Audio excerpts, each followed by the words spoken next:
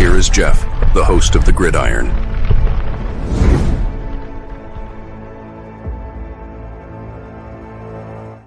All right, baby, welcome to the Gridiron.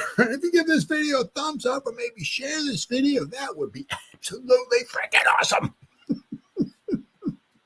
If you subscribe to my channel, thank you. If not, please go down below, hit the subscribe button, hit that bell icon. That way next time I go live or if I put a video out, you'll be notified. And it's free of charge. What do you got to lose? But if you are subscribed, thank you. It means so much to me. If you want to help support my channel, in the description box below, the very top link takes you to my membership page. I got 3 different membership levels. Each one has their own little perks to them. So once again, if you want to help support my channel out, it would mean so much to me, and I thank you in advance. Thank you. And also, a little ways down the description box takes you to my Facebook group. It's called the New York Giants of Gridiron. It's my Facebook group. Basically, if I'm alive and breathing, and if I got internet access, I am putting stuff in this group darn near 365. We have over 9,400 members in the group. It's growing every day. It's called the New York Giants, the Gridiron. It's my Facebook group. Please join it. You will not be dissatisfied. I promise. All right, guys. Well, this is gonna be a tough one. No. Giants Eagles. We did look very good against them last year. Final game of the season. That was a fantastic way to really end the season. I mean, that did my heart good. I mean, we were 6-11, but we were 5-11 going to that game. But that win was just did my heart good. We beat the Eagles, whooped up on them 27-10 at home, and all. It was just a great way to end the season. A very disappointing season and all. So they're back, but this time, got a little spice to it. Of course, Saquon will be back. But this is. We were talking about this on Big Blue Kickoff Live. Makes a lot of sense. Just the way this division is kind of going. The Giants. So we look at it, right. Giants ain't running away with it. Obviously, right?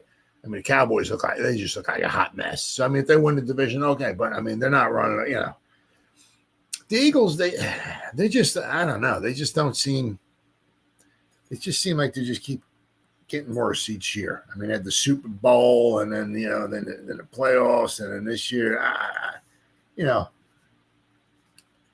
I'm sure if they can stay relatively healthy, they had the problems with Lane Johnson was out, Smith was out, A.J. Brown was out. Just kind of almost, I don't want to say it, you don't want to jinx nobody, but you're almost kind of waiting for Saquon to get hurt. He seems to do that pretty much every year. Obviously, it's not his fault. It is what it is, right? But, Goddard's out, Malata's out, they don't seem to have quite the talented roster that they did maybe 2 years ago, especially with the Super Bowl and all and everything. But the Eagles, they can certainly win a division, sure. The Redskins came back down to earth a little bit, against the Ravens. But my point is that whoever comes out of this division, if there's a team coming out of this division, as of right now, we still got a long way to go. Basically, we played a third of the season. Right, we played 6 weeks. It's 18-week season. Still got 12. We still got 2/3 of the season left to go. A long way. But as of right now, it looks like whoever's coming out to go to the playoffs from this division is quite possibly going to have obviously win the division. Doesn't look like there's going to be maybe much of a chance of a as of right now. Once again, a wild card team. Yeah, you could almost throw the whole NFC North. My goodness. Wow. The Vikings are like taking off the Lions. The Packers. The Bears. Holy cow, Batman! I'll tell you what, man. Hey, kudos to those teams, man. They're looking. That division is really, really looking good.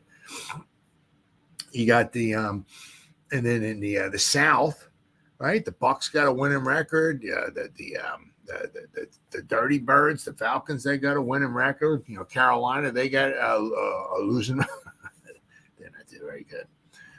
Looks like they're going to be maybe quite possibly picking up another quarterback again. Hopefully for their sake, maybe this time they pick up the right one or whatever. But you know, I said, and then you have in the you know, what is it, the West, right? Yeah, I mean Seattle, right? Of course, you got the 49ers, you know. So I mean, you know, it's going to be hard for, you know, as of right now, once again, for anybody to come out of our division with maybe with a wild card. But once again, long way to go. But that makes this game very, very important, obviously, for the Giants for their playoff aspirations. I mean, you go 2-5, but it's not even so much 2-5, right? But it's, I mean, if they were to lose, right, it would be 2-5, but there'd be 0-3 in the division. They would have a loss against every team in the division. Right, and obviously 2 of them would be at home, one to the Cowboys and one to the Eagles. And of course, then we have the one on the road to the Commanders. You know, so that would make it really, really difficult. You know, I mean, you have almost like no, you know, you wouldn't have a tiebreaker. You know, I mean, I think the first one. I think John Schmelk said that the first tiebreaker, I think, is division. And right now, if you're 0-3, I mean, if you're trying to win the division, right? Just say so. Whatever. Say the Giants wind up 9-8, and they wind up tied with, say, the Commanders. Well, right now the Giants are 0-3. If the Giants were to lose like another one, you know, they would be 2-4 in the division. If that was just to happen, you know, the tiebreaker is the divisional record. So, right. So, or it's, I'm not sure if it's head-to-head or then it's divisional or what. But, I mean, the Giants, if they start 0-3 in the division, they're really – because they won't have a tiebreaker against any of them, because the best they could do is 1-1 against all the other teams. It wouldn't be 2-0. Like a lot of times, sometimes it would be 2-0 against the Commanders or 0-2 against the Eagles or 0-2 against the Cowboys, you know. But, so we wouldn't have any head-to-head tiebreakers against any of the teams. So this is a really big game. And it's a big game obviously for the Eagles too. You know, big game. You know, they don't want to lose this. They don't want to go 3-3. You know, but I mean, for the Giants to go 2-5, it just it'd just be digging another hole for the Giants. But we got 5 things to watch here. This is a nice little article. The first one talks about Saquon. All right, so we got, let's see here, 5 things to watch here. Let me get to the top of the article. Eagles Giants preview. 5 things to watch. First one is Eagles, obviously Saquon versus his former team. One of the big stories heading into this matchup, of course, is the drama perspective. Will be Barkley's return to MetLife Stadium, where he played for the Giants, obviously. I'm not going to go to that. Barkley was bottled up in Week 6 against the Browns, but he's still ranked 3rd in the NFL in rushing yards per game at 96.4, and he's still averaging 5.3 yards per carry. Now, the one thing is that the Browns did a very good job bottling him up. The Browns got a good, obviously good defense, good run defense. But if we look back at his other 4 games, there was one game, was it the Falcon game, I think it was, but 3 of the other ones, he went for like long runs. Like basically he won, he's averaging 96 yards a game, 5.3 yards a carry, yada, yada, yada. But basically, he won the Saint game. He had one long run. Other than that, you take, let me see if I can find here. Eagles. Is this it? Yeah. Yeah, he scored on a long run. They scored all their 15 points in the final quarter. He went on a 65-yard run. That won the game. Let's see. Against the Falcons. 22 carries for 95 yards. That was his longest was 11 yards. So that was just a gutsy, churn it out, 22 carry performance. Got him almost 100 yards. He did very, very good. But he only averaged 4.3 yards a carry in that one. So his numbers are, obviously very, very impressive. But I mean, here against the the Packers, 24 carries, 109 yards, but he had a 34-yard run. Take the 34-yard run out, and that's what? 23 carries for 75 yards. That's not even 3 yards a carry. So he had one long run. He had a 34-yarder. And then we had the other one, the Falcons, the Saints, the Bucks. One against the Bucks here. He had a 59-yarder. Yeah, I mean, the people, it's 8.4 yards a carry. Well, he had 10 carries because he was getting blown out. They were getting blown out for 84 yards. Well, I mean, they had a 59-yard run. You take the 59-yard run out, which, I mean, could have been in garbage time because they were down 312 points at one point. I mean, they were getting blown out. So, I mean, his one long run against the Buccaneers, I don't remember when it was because I despise watching the Eagles. So it could have been in garbage time, what I mean, because it's easy. I mean, they think you're going to pass, they back off. It's a light box. They're protecting against the pass. They're up by 352 points over the Eagles because the Eagles blow. So then they hand the ball off to Saquon, and maybe that's what happened. I'm not exactly sure. I don't know when he got his 59-yard run. But, so, oh, my God, he averaged 8.4 yards. Oh, my God, 8.4 yards a carry. Yeah, but he carried the ball 9 other times for 25 yards. It's not even 3 yards a carry. So basically the whole game he got bottled up. And he had one long run. So he's had some long runs in here, which is really elevating, obviously, his yards. He's averaging 5.3 yards a carry. But, he has 160, 170 yards between 3 runs. He's averaging 50 to 60, 50, 55 yards on 3 different carries. You take those 3 away, and he ain't averaging 5.3 yards a carry. So the Giants got to be very, very careful with Saquon. And a lot of also, he's been used quite a bit in the passing game as well. He should, although he does, try to drop some balls, as we saw against the Falcons as he dropped the pass. But he's been used a lot. But I mean, his yards per reception is nothing phenomenal. He's getting his catches, But as I said, the Giants got to try to do is keep them contained. Don't let them get nothing explosive. Because in 3 of those 5 games, he got some nice runs. 2 of them were like really long runs. So that's what's really bolstering or boosting his average quite a bit, is those long runs. So the Giants really got to do a good. I mean, if he's going to get 3, 4, 5 yards, okay, but keep him contained. Right? Keep him rally to the ball. Get an arm on him or something, grab him, hold him, whatever you got to do, and get troops to the ball, arms and legs and people to the ball, right? So try not to let him, because he's going to want to do that. Bust that on a real long one. That's going to want 67, whatever. He's going to want to do that. So, all right. Let's see here. Number 2. Now, this is funny because Eagles backup left tackle, because Mailata is out. Fred Johnson versus the edge rusher Brian Burns, and the interior versus Dexter Lawrence. Now, because Mailata's out. Now, Mailata's just a big, huge, individual. He's just he's a real, very good left tackle. But he's not there. So they got this. I mean, obviously, this other guy here, Fred Johnson, and going up against probably Burnsy. And the other thing is, too, now Jason Kelsey's retired. So Sexy always had a problem with Kelsey.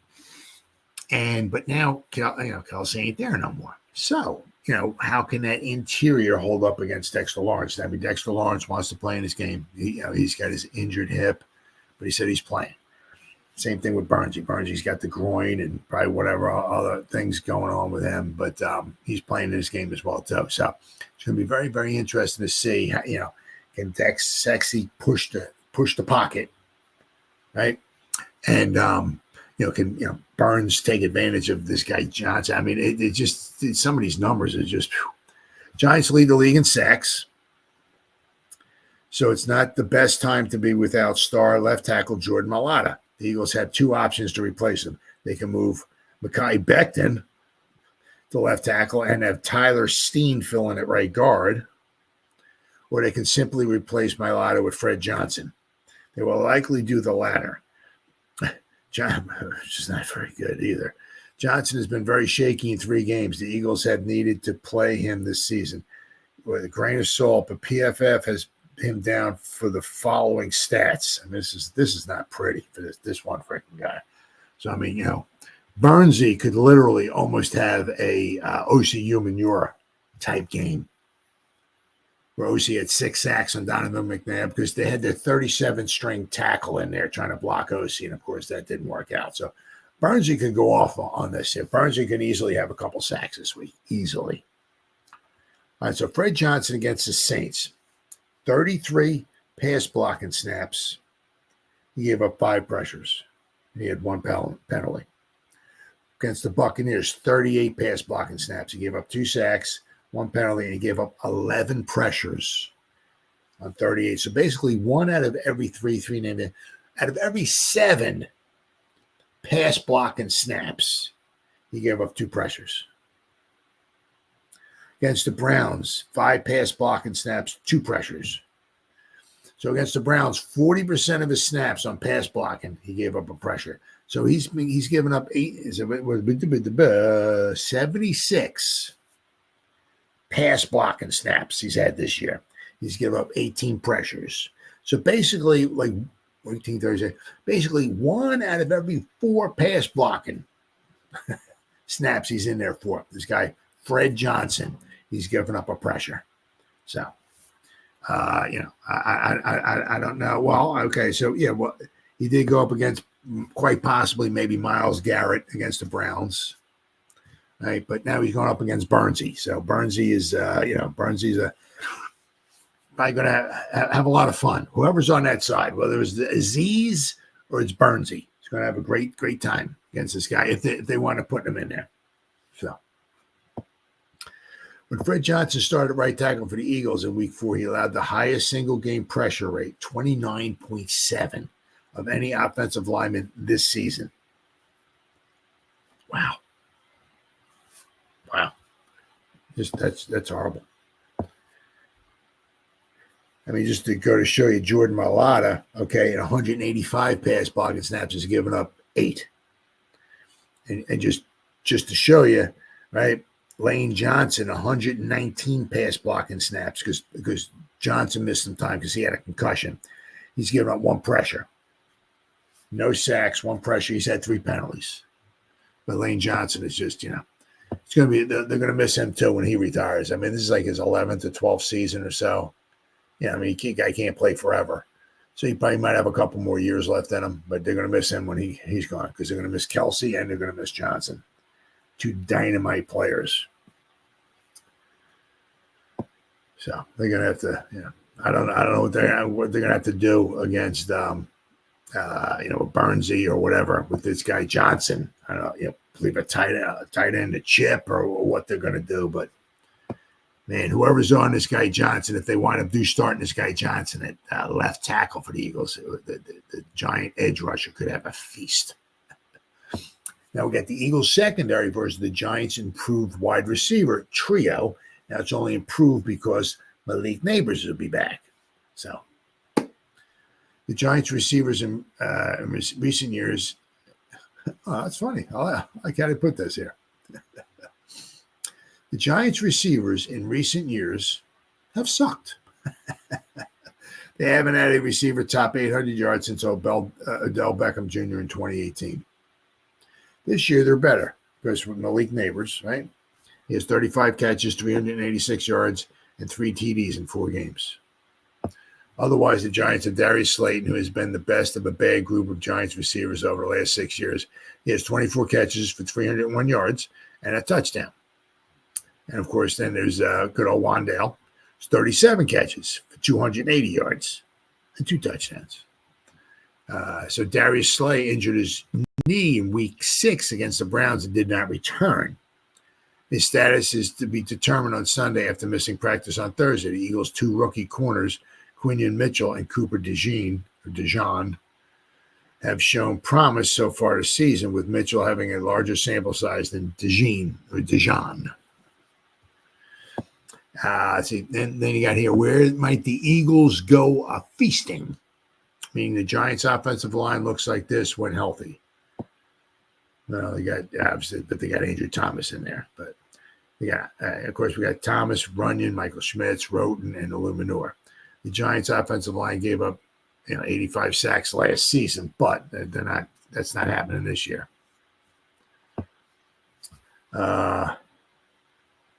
Because they're not exactly sure. I mean, obviously, Dable knows. I'm sure he knows what they're going to do, but he hasn't told anybody yet exactly what they're going to do.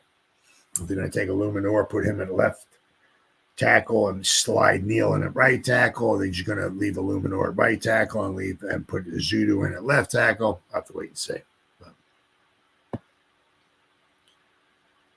Let's see. So we'll have to wait and see. Hopefully whoever they do have at a left tackle, whoever they put in that's new, if it's a Zudu or Neal, hopefully they can hold up. And then special teams. Now the Giants, the Giants got Hawk, right, and Joseph. So we got two, as I say, backups, but our starters. Neither one are both.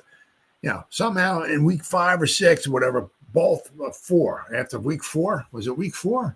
Or 5, whatever, both, somehow we got both. We couldn't even last like a little over a month into the season, and somehow both of our kickers got injured. It wasn't like, somebody, ripped their leg off or something like that. Somehow they just both got injured. Absolutely amazing. Eagles special teams coordinator Michael Clay referred to 3 catastrophic plays so far this season. They had a punt that was blocked against the Saints. The time Isaiah Sim pushed the defender into Cooper DeJean while DeJean was trying to field the punt. Yeah. So they've had some. And the Eagles, the field goal block on Sunday against the Browns. So the Eagles have had some problems. They've had their issues, but I think they have both their starting kicker, field goal kicker. He's really good. We got Joseph, who's very erratic. One game he can make 5 field goals. The next game he can miss every field goal. Right? So we don't know what we're going to get from Joseph. Right? Then you got Hawk, that did a pretty decent job, right, this past weekend. So the Eagles have their problems. The Giants have their problems. So special teams could play a huge role in this. Huge role in this. Says the Eagles cannot have a catastrophic special team event wreck this game. So it's going to be very, very important. Very, very, very, very important.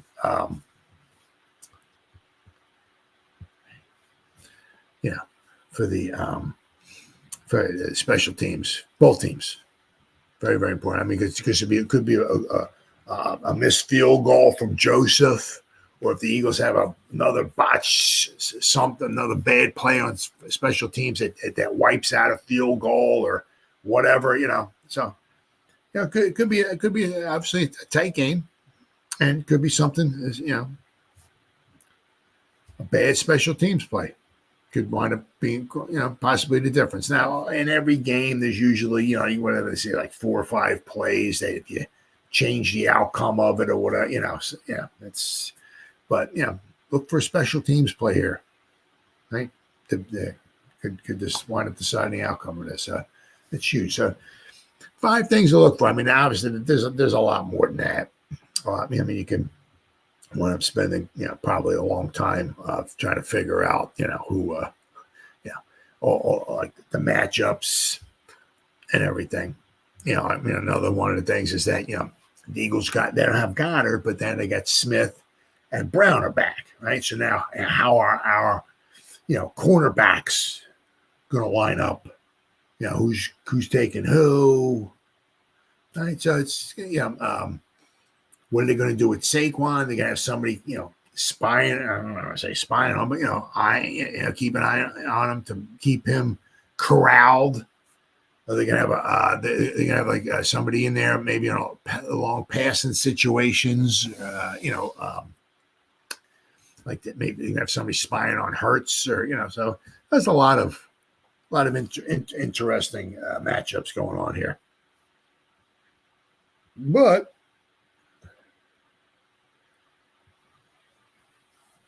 so now here we got 6 ruled out and 4 questionable. But this is the ruled out is with the, and I guess in the questionable too is the accumulation of the Eagles and the Giants teams. So there's 6 ruled out, but 2 of them are for the Giants. Seems like there's might be 4 for the Eagles ruled out. So what do we got here? Is this it? Nope. There we go. All right. Okay, so we got some big name players will be missing in action when the Eagles take on the Giants. Giants had to place, obviously, Kayvon Thibodeaux on injured reserve with his wrist injury. And then, obviously, Andrew Thomas, he's on injury, season ending. So,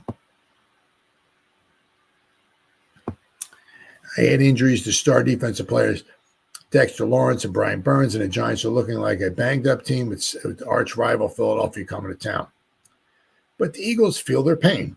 Injuries to key offensive players continue to mount this season for Philly. Stud wide receivers A.J. Brown and Devontae Smith have recovered from multiple week absences, but tight end Dallas Goedert now and left tackle Jordan Mailata were missing from practice this week after picking up hamstring injuries against the Browns. Who will each side have available as one of the NFL's most legit rivalries is renewed Sunday in East Rutherford. Here's a full team-by-team injury breakdown off of Friday's final practice report. So the Giants got 2 guys who are out. Got the hammer once again, and Adoree Jackson is out.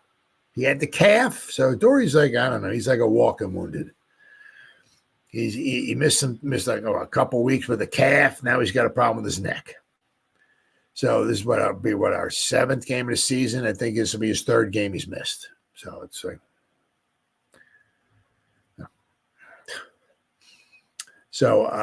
Matt Hack will handle punting duties for the 2nd straight game after the hammer was once again unable to practice this week. Giants worked out 5 punters before signing Hack to the 53-man roster. Let's see. He did a good job in the game, averaging 46.8 yards per kick with a long of 55. Adoree Jackson, the Giants brought the veteran back on a 1-year deal about a month ago, but his impact has been limited due to injuries. Jackson was slowed by a calf injury, not just last week, but for a couple of weeks. Him and Phillips, they had like matching calf injuries. He was a late addition to the injury report this week with a neck injury. The Giants will be rolling with young corners Deontay Banks, Drew Phillips, Cordell Flott versus the Eagles. All right, so then we got questionable. Got Burnsy with a groin, Sexy Dexy with his hip, and Dane Belton with an illness. It was kind of like, Coach was talking about with Belton. He said it's kind of like an illness, kind of like what I think Runyon had. I think it was like last week. So he was sick. Had something, whether it was don't know exactly. You don't hear the words COVID going around anymore, so I don't know. Maybe he had COVID. Yeah, you don't know. Right? That was a year or 2 years ago or whatever it was. He's got COVID. Yeah, he's got to stay away from people. We put him in a bubble. Right? We'll take him out of the bubble in about 5 days. Yeah, but you don't hear much about COVID anymore. So, but apparently Belton has some type of illness. So we'll have to wait and see if it's bad enough to keep him out for this Sunday. It says Giants added Belton to the injury report on Friday as the 3rd-year pro was held out of practice due to an illness. Belton is a core special team player for the Giants who serves as a backup safety on defense. But now the Eagles, right, on their team, Jordan Mailata with a hamstring. They got a lot. They got 3 guys out with hamstrings and 1 with a groin. So the Eagles have 4 guys out. The Giants only have 2. But, I mean, the Giants also have, they just put Andrew Thomas on injury reserve. Kayvon Thibodeaux was on injury reserve. 2 weeks ago, right? So, but Dallas got with a hamstring. Let's see, he checked out early during the Eagles' Week 6 win over the Browns, was unable to practice this week. So, left tackle Jordan Mailata with a hamstring. The Eagles have a capable swing tackle in Fred Johnson, but Mailata is among the Eagles' irreplaceable stars on offense. Yep. So both the starting left tackles, star left tackles for both teams. Andrew Thomas is a little better than Mailata, but Mailata is very good, very capable. So both starting left tackles for both teams will be out. So cornerback Eli Ricks with a groin, another late addition to the week's injury report. Ricks never figured to have a major role against the Giants, whether he was active or not. So he said he's yet to play a single defensive snap in Vic Fangio this season. So I don't know. So the guy's not playing, and somehow he pulls a groin and he's out. So I don't know. But then Byron Young, the defensive tackle, he's got a hamstring. Young was inactive against the Browns last week. The second-year pro out of Alabama picked up a hamstring issue during Wednesday's practice. Now, Darius Slay, he's questionable. He's got a knee. So even if he does play, he's going to be he's going to have some issues. He left Week 6 game against the Browns with a knee issue, which led to extended run for veteran cornerback Isaiah Rodgers in his place. Listed as a limited participant in Wednesday's practice report, Slay was downgraded to did not participate on Thursday. He practiced in full on Friday, but his status is worth monitoring leading up to Sunday. So even if Slay does go, he had an injury, and he won't be 100%. So, the one thing is, obviously, if you're a cornerback, you got a problem with the knee, you want to be, pretty close to 100%. So he'll have some issues. So he won't be as capable as he has been, in the past, shall we say, right? So maybe the Giants can maybe take advantage of any of the Eagles secondary. I said the Eagles. It's been kind of odd because the Eagles. Let's see here we got the Eagles. Like their defense has been kind of like a mystery. I mean, against like the Bucs, they gave up a bunch of yards. Against the Saints, the Saints.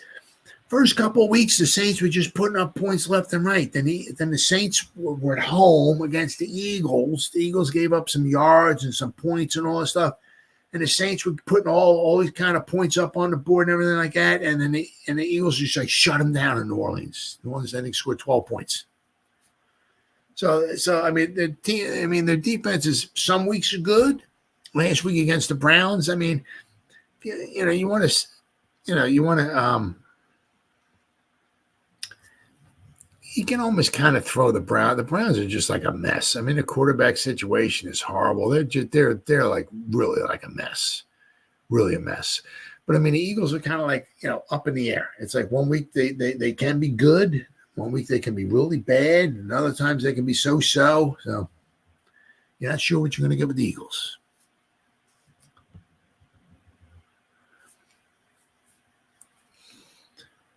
All right, but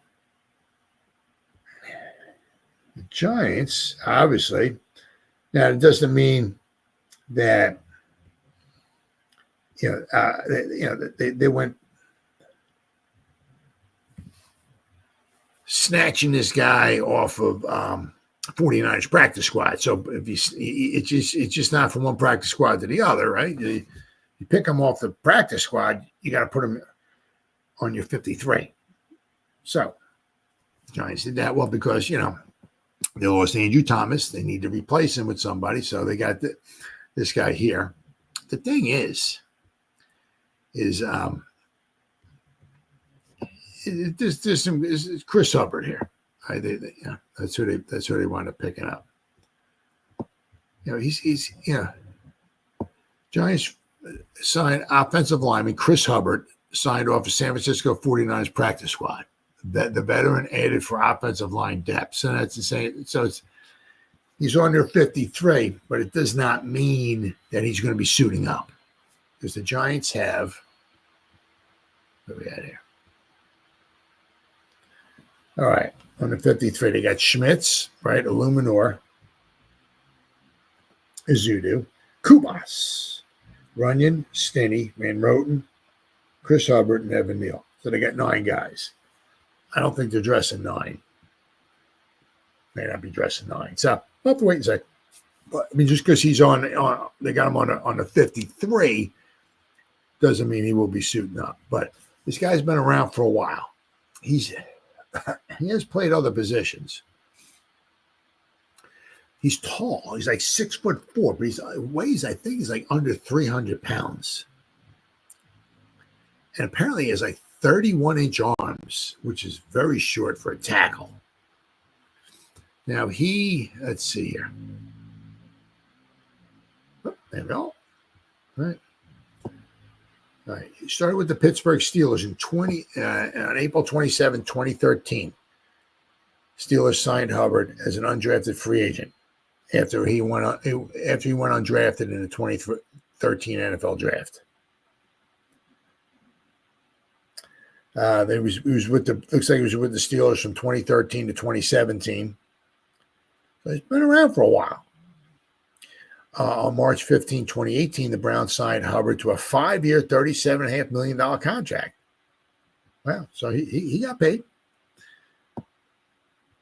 Let's see. On October 12th, 2021, Hubbard was placed on injured reserve. March 16, 2022, Hubbard re-signed with the Browns on a 1-year contract.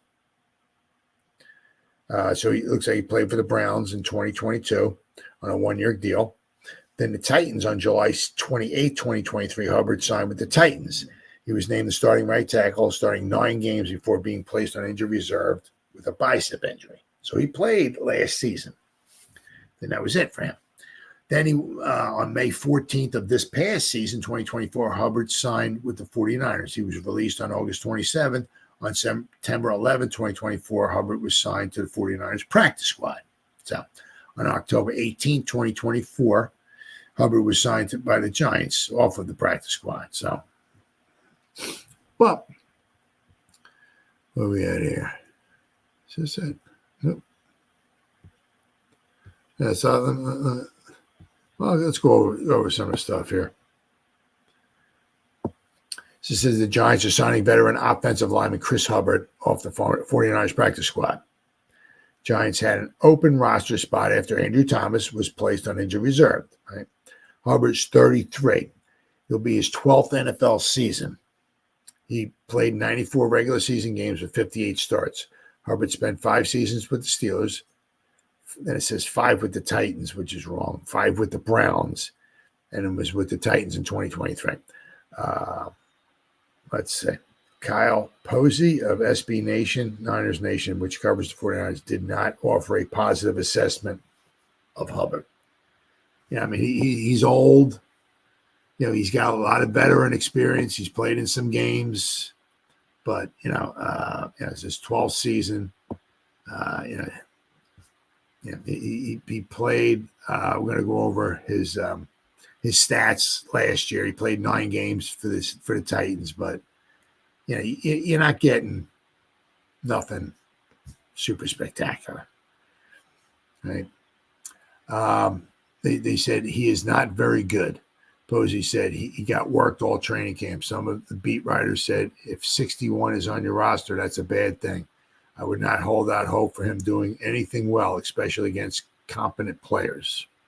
So he doesn't come with roaring reviews, shall we say. Hubbard has experience at all 5 positions, though, on the offensive line, per Posey. The 49ers were using him at left tackle during training camp. Per Pro Football Focus, Hubbard has 3,242 career snaps at right tackle, 118 at left tackle, 224 at right guard, 8 at left guard, and 31 at center.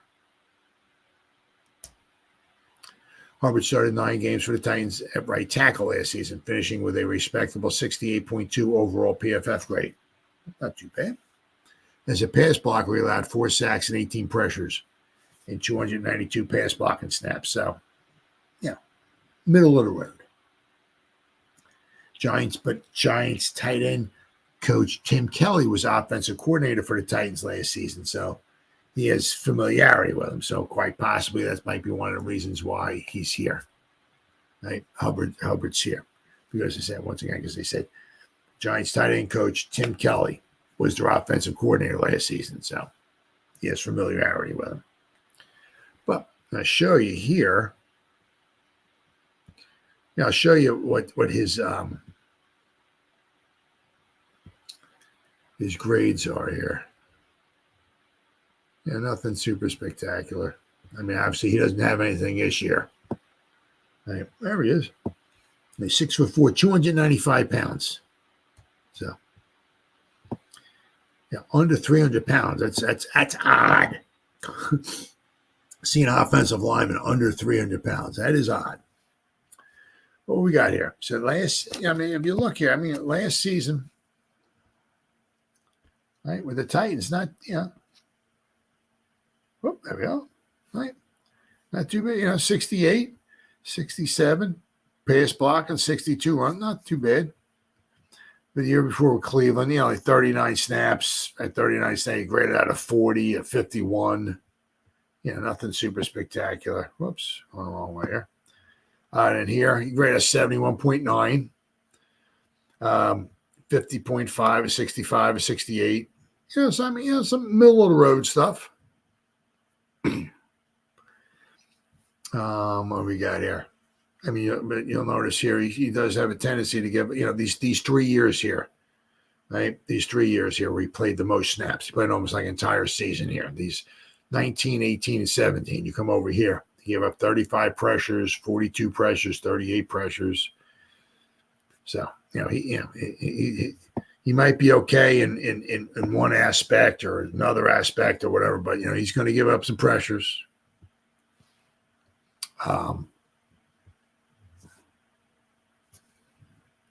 Where we at here? Well, yeah.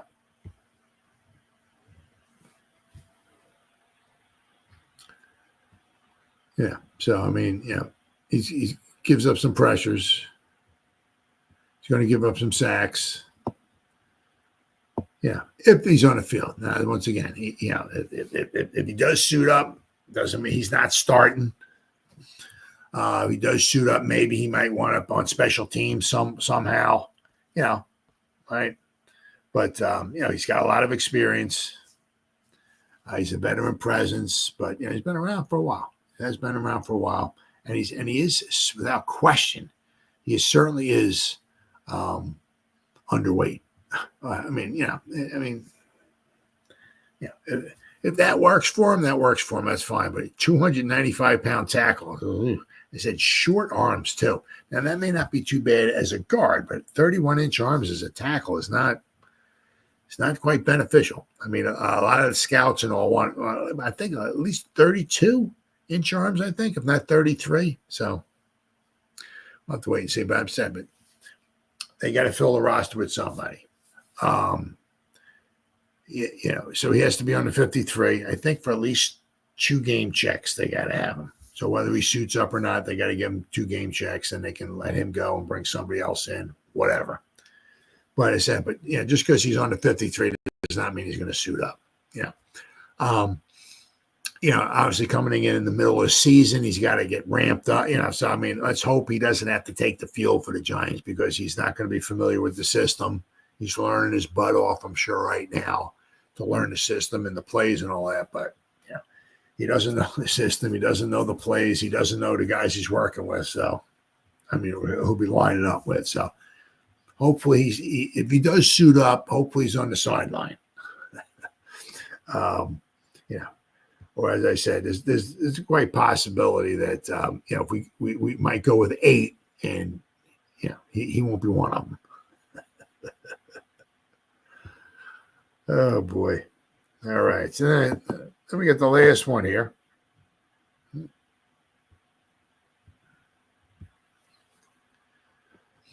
All right, so we got some numbers here. We got the Giants offense versus the Philadelphia Eagles defense. All right. I said the one nice thing is because this guy right here, he's back in town. The new man is back in town, so that's going to give us, that's going to open stuff once again. The theory of relativity opens everything up, right? We make the running game better. Now, Motor Singletary's supposed to be in there. Obviously, we're going to have Tracy in there. So it'll be interesting to see, out of 100% of the snaps. It used to be, I don't know. I'm just throwing a number out. It used to be like 70% Motor, 25% of the snaps was Tracy, 5% was Gray. Is it going to go from 70 down to 20, 70, 25? It's going to be like maybe now 60, 40?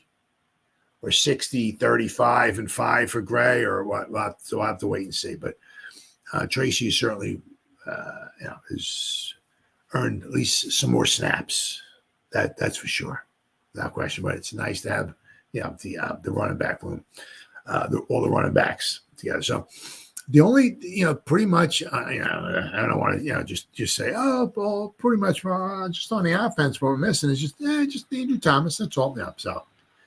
Quite possibly, however you want to look at it, Andrew Thomas and Malik Neighbors are 1A or 1A and 1B, whatever, as far as the importance of our offense. But all of our wide receivers are there. There's quite a few guys on the left, like Bryce Ford Wheaton with his shoulder. Slayton was on the injury report. Wandale Robinson was on the injury report. Malik Neighbors was on the injury report. So we get. Some of our wide receivers are a little banged up, right? But they'll all be playing. All the tight ends will be playing. Our offensive line is all playing except for Thomas. Daniel Jones will be playing, but we got all the running backs. So we have a full boatload of guys on the offense. Everybody will be a little nicked up or whatever. But the only thing I said obviously is we don't have Andrew Thomas, but they're missing their left tackle as well too. So, but if we go by the numbers, got some interesting numbers here. So it's and as I said, the Eagles don't have. It's not the Eagles' defense. Is not the '85 Bears or not. I mean, it's nothing. They're starting to. They're starting like on the. There's. And I love it. I mean, I really enjoy when the Cowboys are bad, because I can't stand their fans. They just, because they're like everywhere. And I mean, they don't even know where Dallas is at. They've never been to Texas before, but they love the Cowboys. You know what I mean?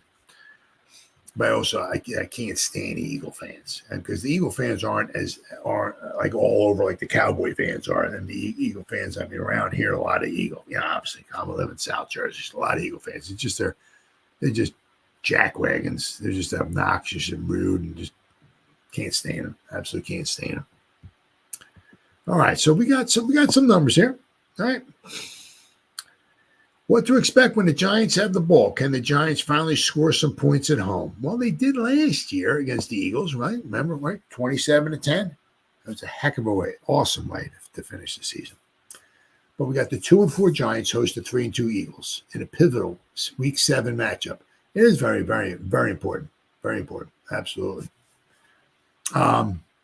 The Eagles have not played any games in the division yet, so this will be their first game in the division, but this will be the Giants' third. The Giants, as I said, if they have any aspirations at all of making the playoffs, they don't want to go 0-3 in the division. Last week, the Eagles narrowly beat the Browns, and the Giants, of course, we know what happened with them. The Giants are 3-point home dogs, and the over-under is 43.5 points. Giants offense currently ranks 16th in total yards and 29th in points scored this season, averaging just 16 points per game. New York has scored one home touchdown in 3 games. Can you grasp that concept? We played 3 home games and we've scored 1 touchdown. Malik Neighbors may return from his 2-game. He's going to return from his 2-game absence. but he has not officially cleared the concussion protocol. Well, I think this day was written like a day or two ago. This article. Thibodeaux should probably want to start at left tackle. He started 5 games at left tackle after Thomas's hamstring injury last year. He surrendered 12 pressures and 5 sacks and 169 pass blocking snaps during that span. I mean, Thibodeaux suffered a foot injury and was placed on injury reserve. Yeah, we know that. That was last year. Thibodeaux suffered a foot injury and was placed on injury reserve during the first quarter of the 5th start against the Bills. Giants will have to allow their game plan to plan with the loss of Andrew Thomas. New York ran 11 personnel at 77% rate against the Bengals. Brian Daboll would likely enjoy running 11 personnel and forcing Vic Fangio to fit the run out of the nickel. But depending on Thibodeaux's performance, we may see more 12 personnel to keep it, like have another tight end in there to help blocking if Thibodeaux struggles. Now, just because Thibodeaux struggled last year with Bobby Johnson as the coach does not mean that he's going to struggle this year because we got a new coach. So coaching is, coaching's not obviously 100%, but coaching is huge. So it's going to be interesting to see how Thibodeaux does this year. From a personnel standpoint, the chess match between Daboll and Vic Fangio will be fun to monitor throughout the contest. It says, here is Philadelphia's defensive statistics. The Eagles' defense ranks 20th in yards against per game, surrendering 341 yards per game. Giants rank 10th in that category, gaining 314 yards per game. The Eagles' defense surrendered 22.4 points per game, 14th in the league. The Giants ranked 9th overall, surrendering just 20 points per game. The Eagles allow 123 rushing yards per game and 218 passing yards per game. The Giants are better in each category. The Eagles only have 11 sacks. Remember, it was 2 years ago, they had 315 sacks. They only have 11 sacks so far in 5 games. So it's a good chance, hopefully, we can keep Daniel Jones upright and in the pocket, and he can pick out his weapons. That would be fantastic. Let's see. The Giants obviously lead the league with 26 sacks. Philadelphia blitzes at 25% rate and gets pressure on just 17%. The blitz rate is middle of the pack, and their pressure rate is 25th in the NFL. So it's safe to say the Eagles' defense is not a vaunted unit that helped them earn an NFC title 2 years ago. Sweat leads the team with 21 pressures. Sensational second-year defensive end Jalen Carter is second on the team with 18 pressures. No one else on the team has double-digit pressures. So Michael Schmidt's going to have his hands full if he's going there against Carter. So, all right, so we got Eagles defense versus the Giants offense. Philadelphia does not have an aggressive approach. They often play off leverage and run many middle-of-the-field open looks with quarters. They play quarters. Like the Giants, their safeties run split read coverages that could provide lighter boxes for Devin Singletary and Tyrone Tracy Jr. New York attacked these looks well against Seattle 2 weeks ago, and the return of neighbors could entice Vic Fangio to employ similar looks. Fangio has employed a hefty amount of man coverage this season. This could work to the advantage of Brian Daboll and Daniel Jones, who is historically better attacking man coverage. Daboll does a good job scheming first read targets against man coverage through pre-snap motion and releases that create traffic in space. And we know a lot of times, that winds up working out for the best for Daniel Jones. The first read. A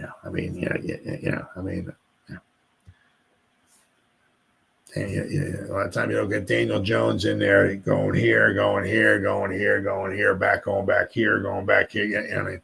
A lot of times, sometimes he's like, well, who's my first read? Okay, it's this guy. Okay, I'm just gonna stare him down.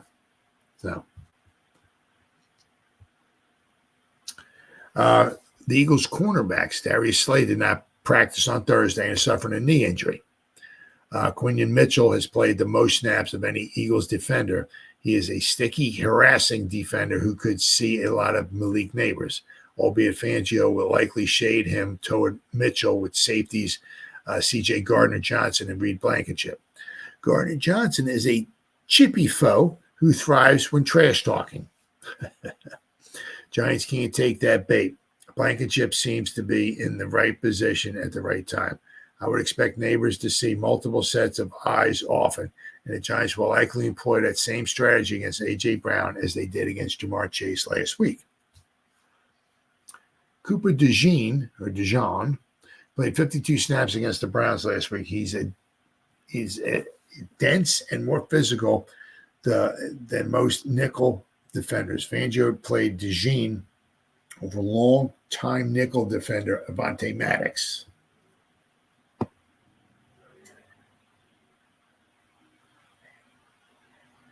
Former St. Zach Baun has a resurgence under Fangio. He plays weak side linebacker for the Eagles and is a pleasant surprise next to former Georgia Bulldog Nakobe Dean.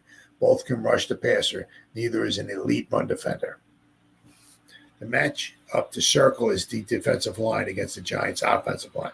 The aforementioned Jalen Carter is becoming a game-wrecking type of interior defensive lineman. John Runyon, Greg Van Roten, and John Michael Schmitz will have their hands full on Sunday if he plays. He said he did not practice on Thursday.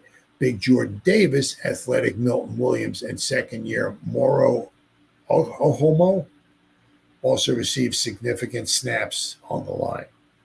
Sweat, Huff, Nolan Smith, and Brandon Graham are the four main edge rushers.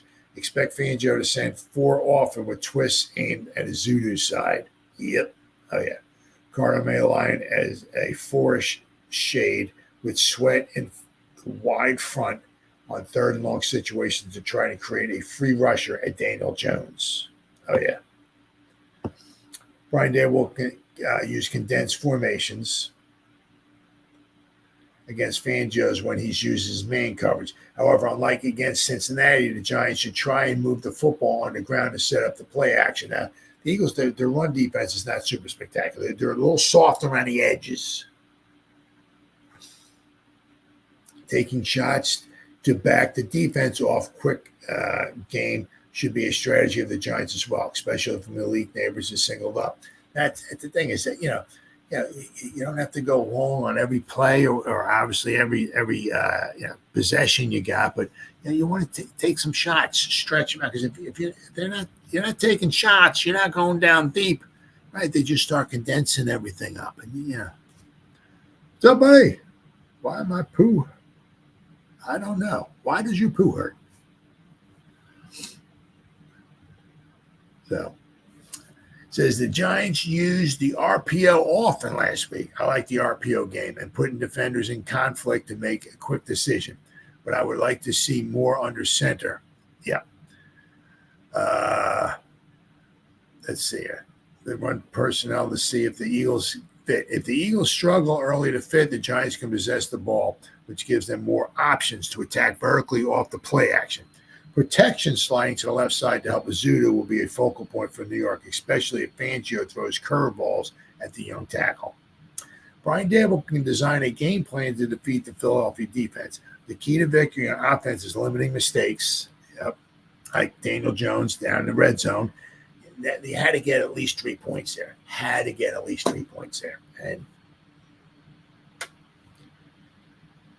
And Jones has to hit open receivers downfield. Receivers have to catch the ball when it arrives. Yeah, the Giants say, I've had their issues, obviously, with dropping the balls this year. And the Giants' offensive line must open some lanes for Singletary and Tracy Jr. It sounds simple. Yep. Still, New York has not consistently achieved this goal throughout the season. It's a very winnable matchup that can swing the pendulum for the Giants. But I have the Eagles winning this game. Yeah, you told me the Eagles win. I wouldn't be. I wouldn't doubt you. Although DeJean is highly regarded, the Giants can run from 11 personnel and force him to consistently fit a more creative rushing attack. New York should see how he responds to this early in the game and run the football. Unlike their start against Cincinnati, where they handed it off 5 times in the first half. Yeah, it's just not. If Slay is not back healthy, Giants could see Ringo opposite of Mitchell, which would benefit New York. Ringo was a highly regarded 5-star prospect with all the tools, but still finds himself susceptible to the deep ball and quick outs. Darius Slayton was limited on Thursday's practice with a groin injury, but if he plays, Slayton could exploit that matchup deep and off play action over the middle of the field. So I mean, the Giants they're going to have their chances. Can they capitalize on it? We'll have to wait and see. Is Dable on the hot seat, or is Daniel Jones to blame for the struggles? Well, it kind of goes, struggles for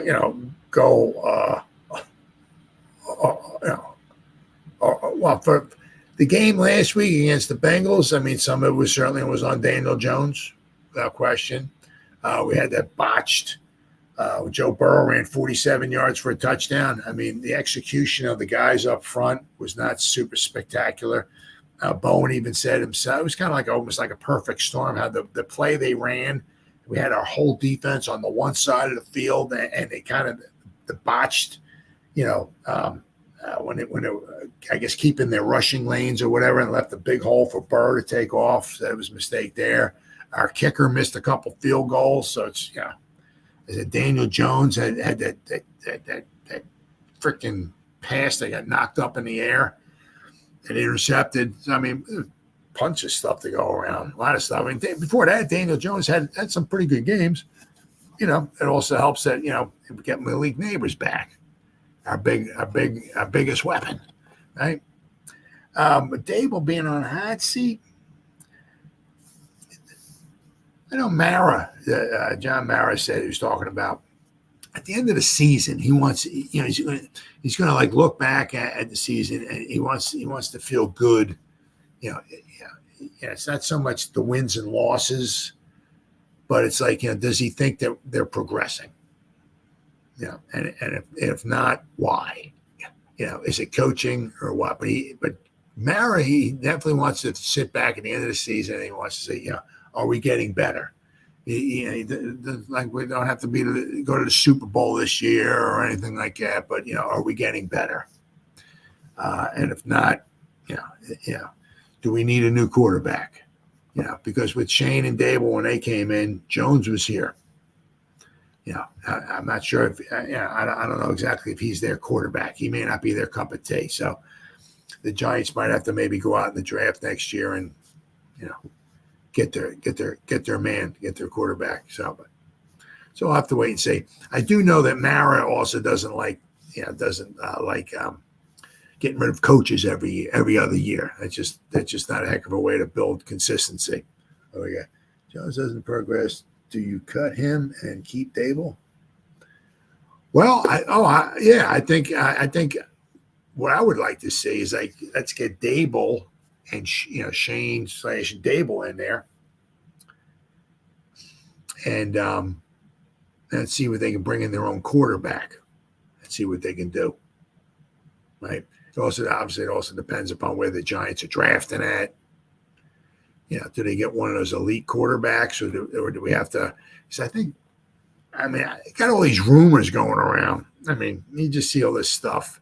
Like I think Stafford, after this season is over with, I think his contract's up with the Rams.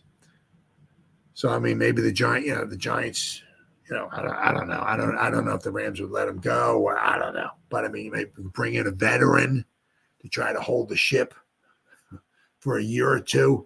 Draft a rookie, draft somebody, right? Because they haven't drafted a quarterback, right? I mean, they got DeVito, but they didn't draft him, right?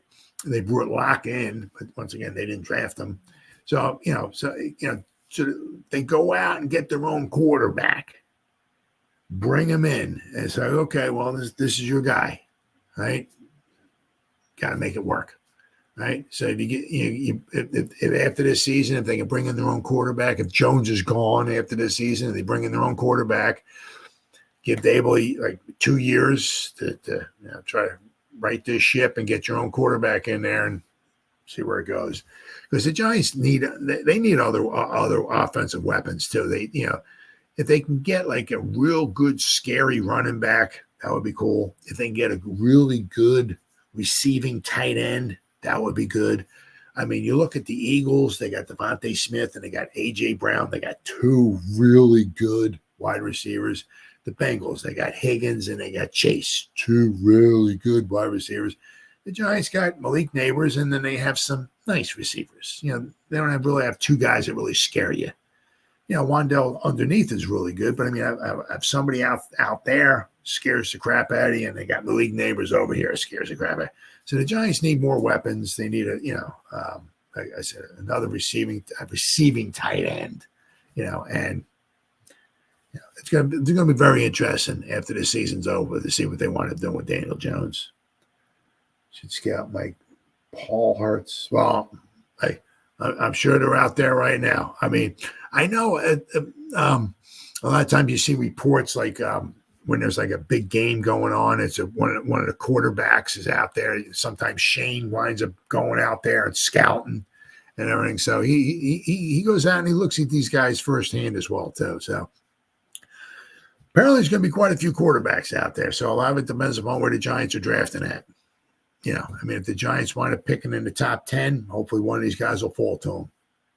So we'll have to wait and see. But I don't know. It just doesn't seem like Jones is Dable's cup of tea. I'd like to see if Dable goes out and gets his own guy, brings him in and works him.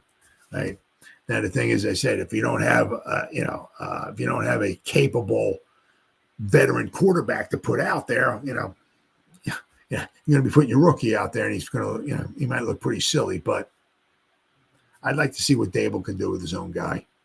That's what I'd like to say. Because I said, I don't think. I mean, this is Jones's 6th year. 6, the same team, and we're still like, well, I don't know. Is he the quarterback? He had a good game last week, but then he did. I don't know. Is he the quarterback of the future? I mean, we've been saying this for 6 years. It's like you're saying that for 6 years. I don't think so. I really don't think so. I mean, you got. I mean, look around nowadays. I'm not talking because a lot of people bring up Phil Simms because Phil Simms struggled. Phil Simms he didn't do too bad, but his problem was he kept getting injured all the time. When he finally was able to start staying healthy, and of course they got Lawrence Taylor and Carl Banks and yada yada yada, all those other guys. The Giants started taking off, but Phil Simms had to stay healthy. With Daniel Jones, he's getting injuries, but he keeps doing the same stuff over and over and over. So Phil Simms kept getting hurt back in the day. We drafted him at 79, and finally 84, he started coming on. It's like his 6th season. But that was 40 years ago, right? So 30, yeah. You look nowadays, how many guys get drafted by a team, is on the team for the starter for 6 seasons, and every year they're scratching, is this the guy? Should we replace? Let's just let it ride one more year. Should we do something? That don't happen.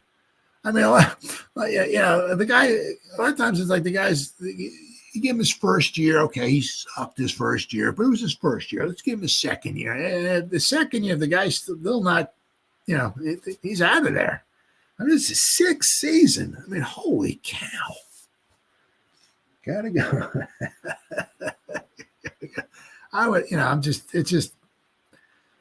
It's like,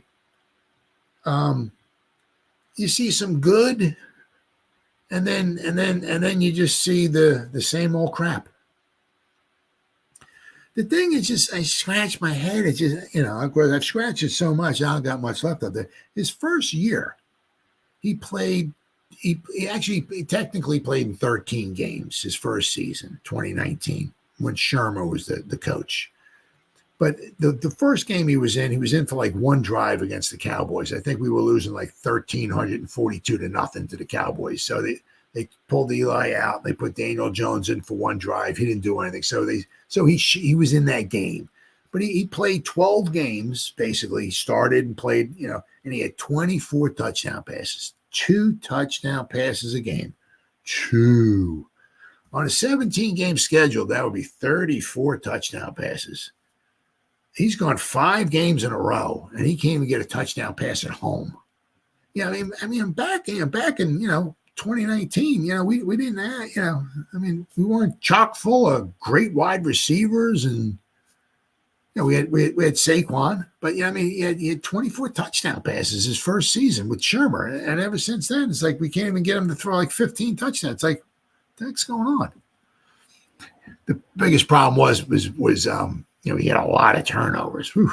He had 12 interceptions. I know he had like 3,000 fumbles. He had a ton of fumbles, but he's done a very good job of clearing that up. But I mean, it's just you get a couple good games and you get another game. It's like, man, what are you doing, dude? So the thing is that if everything is perfect, he can maybe do okay. If we have 2 maybe great wide receivers and lots of pass protection and all of that stuff, he can do okay. But a lot of times it's just football. Things aren't okay. We just lost our left tackle. Things aren't okay. So I would like just to get somebody else in there. If you're going to keep, as I say, I think Mara doesn't like obviously getting rid of, keep turning over coaches. So I think Dable will be around here next season. Let's get your own quarterback in here, right? And ride it out with that your new quarterback. We'll give you another 2 years. You got your quarterback. Start teaching him the way you want him to go, and they put him out there on the field somewhere along the line and try to make it work. So I'm a little sick and tired of the Daniel Jones. Nice guy, he works hard and all that and everything, but you're just not seeing the results. Gotta go. Thank you, pal. Thank you, brother. All right, guys, it's been 1 hour and 12 minutes. Holy cow! Can't believe I'm talking that long. Whoever spent any time listening to me live, thank you. Or if anybody's going to spend any time watching the replay this, once again, thank you so much from the bottom of my heart. It means the world to me. As always, you guys stay safe out there and go Giants. Woo! Oh, yeah.